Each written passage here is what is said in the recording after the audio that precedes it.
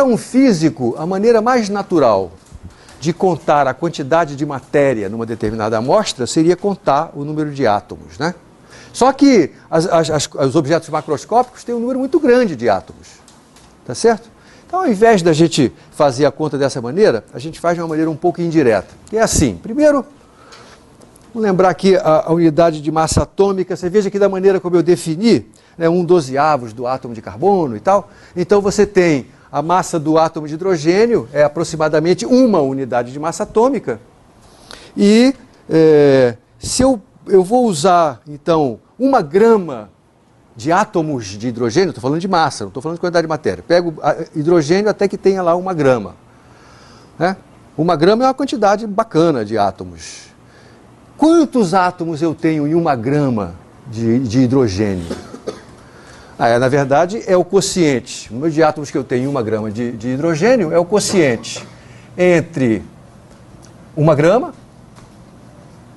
e a massa de um átomo, que é 1 unidade de massa atômica.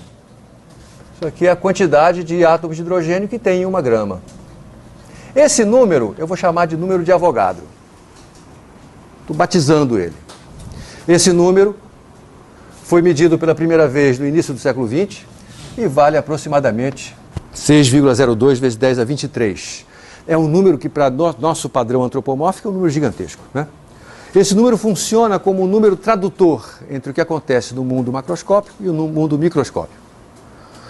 Se eu perguntar a você, quantos átomos você acha que tem, né, no gás dessa sala? Sua resposta vai ser da ordem de 10 a 23. Pode não ser 10, pode ser 10 a 24, 10 a 22, enfim, dessa ordem. Se eu quiser traduzir o mundo microscópico para o mundo macroscópico, a minha primeira aproximação é esse aí. É essa aí, o número de Avogadro. E aí eu digo o seguinte, sempre que eu pegar uma quantidade de objetos igual ao número de Avogadro, eu vou dar um nome para essa quantidade. Por preguiça minha, eu vou chamar. Sempre que eu tiver esse número de objetos, eu vou dizer que isso aqui é 1 mol desses objetos. Então, 1 mol de cadeiras é 6,02 vezes 10 a 23 cadeiras. Tá? Não faz muito sentido falar no mol de cadeiras, né? Mas faz sentido falar 1 mol de átomos. 1 mol de átomos é 6,02 vezes 10 a 23. A massa de 1 mol é a massa de um átomo multiplicado por 6,02 vezes 10 a 23. E vice-versa, né? Então esse é um número que traduz o mundo macroscópico para o mundo microscópico, e 1 mol é equivalente a uma quantidade equivalente a esse número que está aqui.